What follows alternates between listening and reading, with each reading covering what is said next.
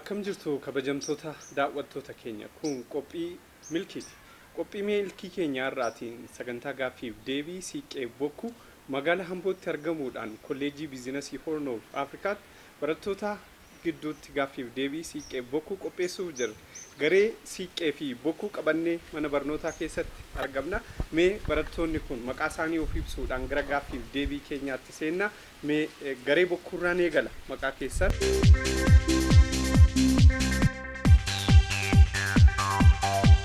Maqaan koo Shaambala Barraan jedhama. Kolleejjii biizinasii Horn of Afrikaa irraan baradha. Ishitole maqaan koo Taaddasa Mangashaan jedhama. Maqaan koo Damee Bayyanaan jedhama. Kolleejjii Horn of Afrikaa irraan waggaa lammaffaa baradha. Tole gareen Bokkuu haala bareedaa ta'een of ibsaniiru. Mee gareen Siiqqee ammoo of ibsan. Mee isin ibsan. Maqaan koo Gaaddisee Guddataan jedhama. Maqaan koo Caalsee Kudhaamaan jedhama. Maqaan koo Caaltuu Baay'isaan jedhama. Haa ta'u kabajamtoota daawwattoota keenya egaa gaafatamtoonni keenya maqaa isaanii fi dhaabbata itti baratan ibsaniiru. Egaa nutis magaalaa Ambootti kolleejjii biizinasii Horn of Afrikaatti barattoota Siiqqee Bokkuu bakka buusuudhaan garee lamaan gaaffiif deebii qopheessinee isin biraan ga'uuf jirra. Haga dhuma qophii keenyaatti eessayyuun deemiinaa mana keessan taa'aatii sagantaa keenya hordofa. Mee kanatti aansuudhaan ammoo carraa gaaffii isaanii abbootii seeraarraa haa fudhatanii kallattumaan gara gaaffii keenyaatti seenna.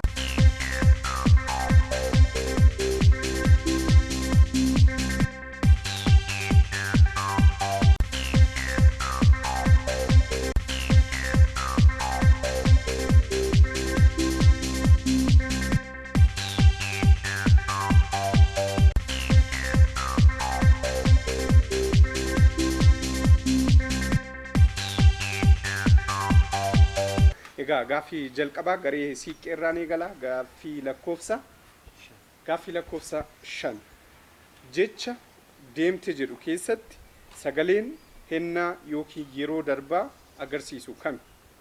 Jecha deemte jedhu keessatti sagaleen hennaa yookiin yeroo darbaa agarsiisu kami? A. Deem.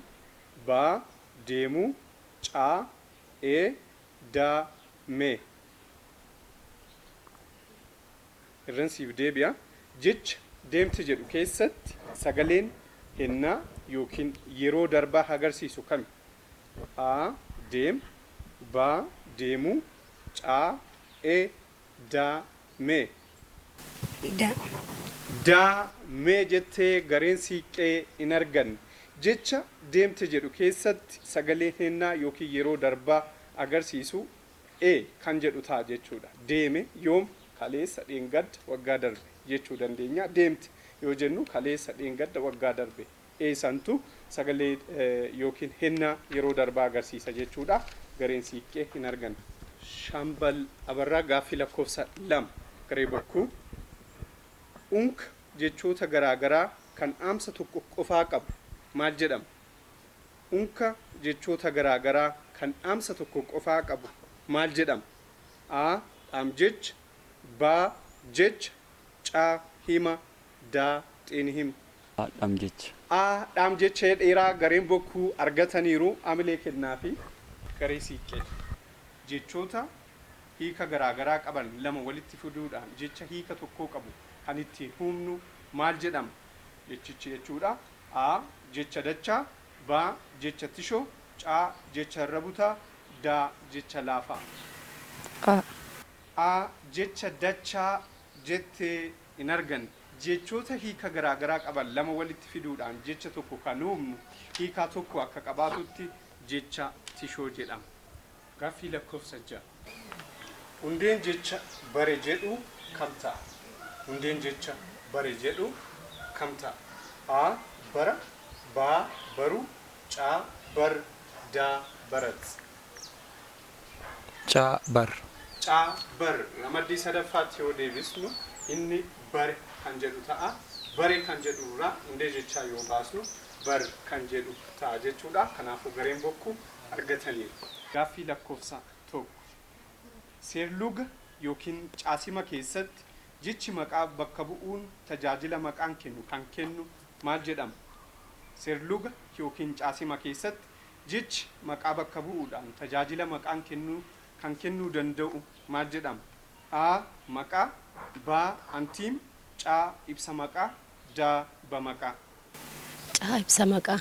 C ibsa maqaa jettee hin arganne gareen caasima yookiin seerluga keessatti bakka maqaa bu'uudhaan tajaajila maqaan qabu yookiin tajaajila maqaan kennuu kan danda'u ba maqaa yookiin bakka bu'aa maqaa ta'a jechuudha. Gareen siiqqee ammas hin carroomne jechuudha. Marsaa duraan dorgommii keessaa bahaa jirtu jabaadhaa carraa biraas ni qabdu jechuudha. Gaaffii lakkoofsa 3. Lootiin aannan dhugde hima jedhu keessatti sagaleen saala yookiin koorniyaa agarsiisu kan? Lootiin aannan dhugde hima jedhu keessatti sagaleen saala yookiin koorniyaa agarsiisu kan? A dhugde, B lootii, C D D.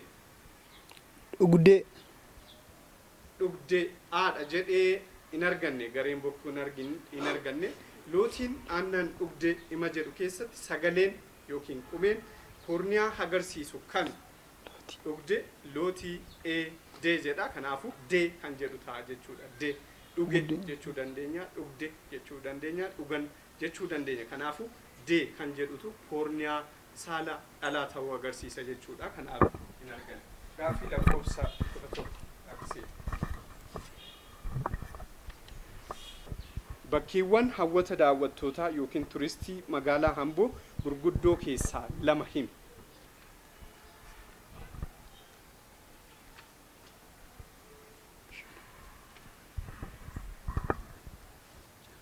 Irransiif deebi'a. Bakkeewwan hawwata daawwattootaa yookiin turistii magaalaa Amboo qabdu keessaa gurguddoo kan ta'an keessaa 2 himi.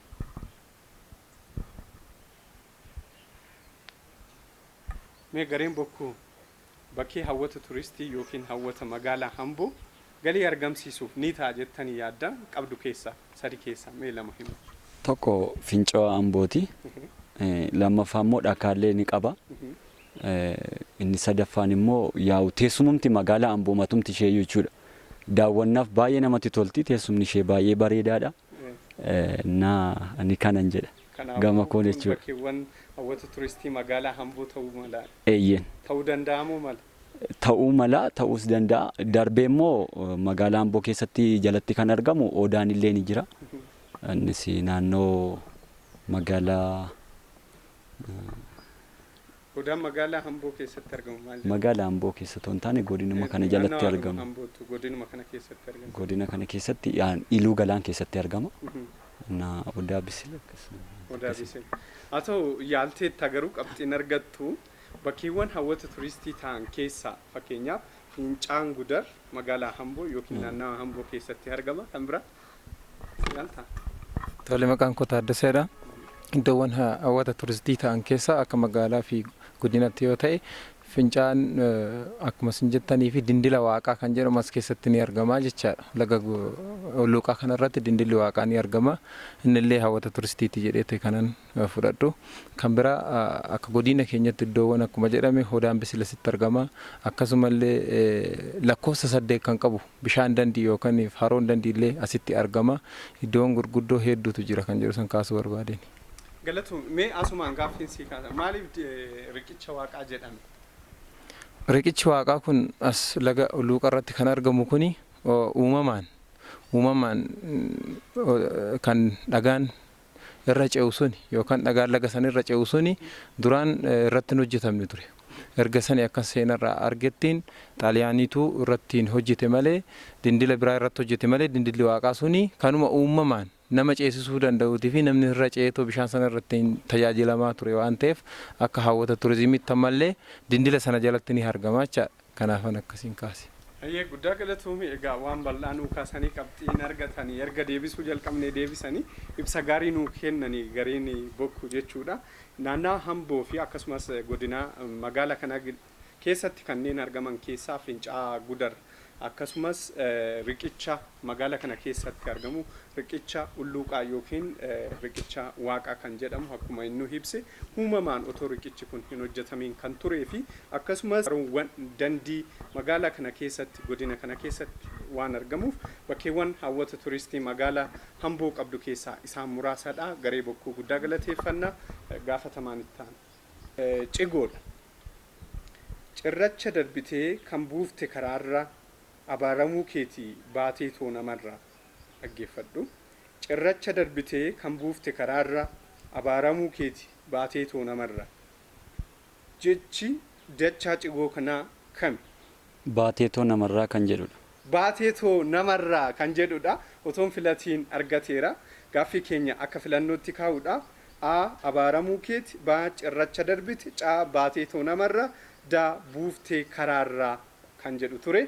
Baateetoo namarraa kan jedhudha. Jechi dachaa jechuudha. Soorgoon isaa ammoo ati qofaatti haftee jechuu yoo ta'u, sookkoo isaa ammoo nama gubbaa baatee deemte yookiin ammoo nama kortee abaaramuuf deemte waan jedhu ta'a jechuudha. Kanaafuu gareen bokkuu argataniiru jechuudha.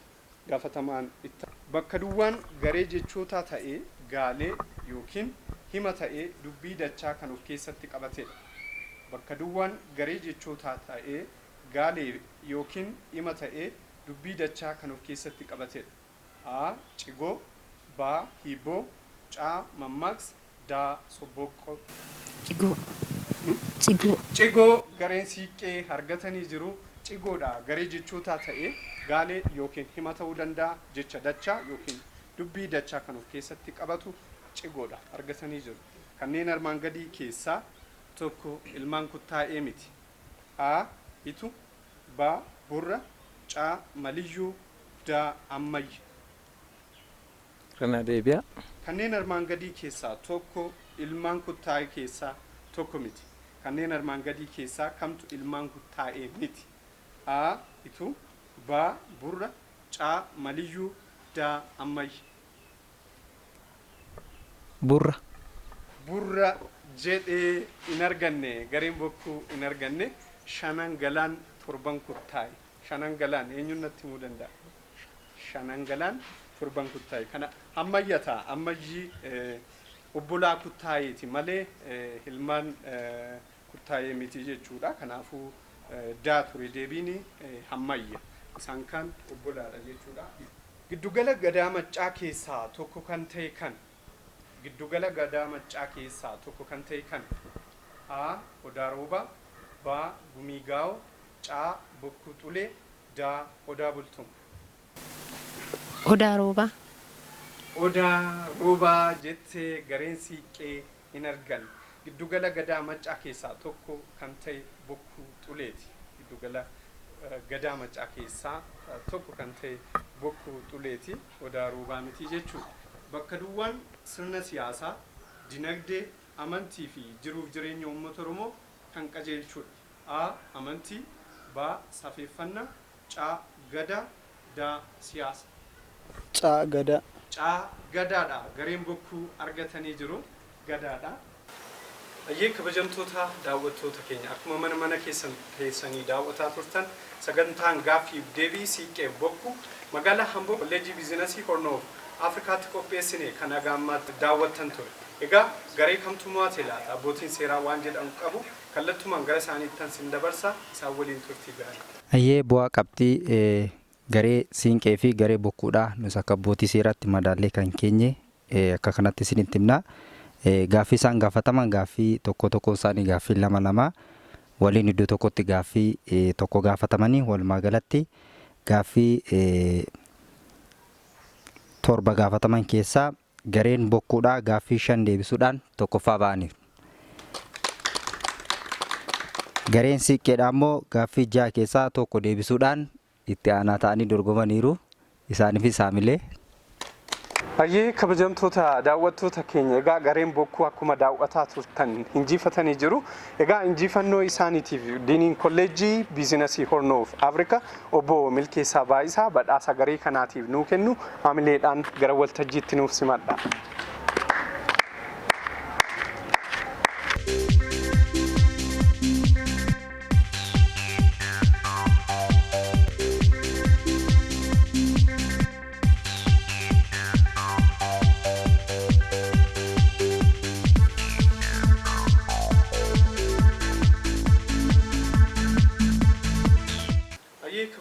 kabajamtoota daawwattoota keenya mana keessanii akkuma daawwataa turtan magaalaa Ambootti kolleejjii biizinasi Horn of Afrikaatti qopheeffame kan agammaatti daawwattan ture.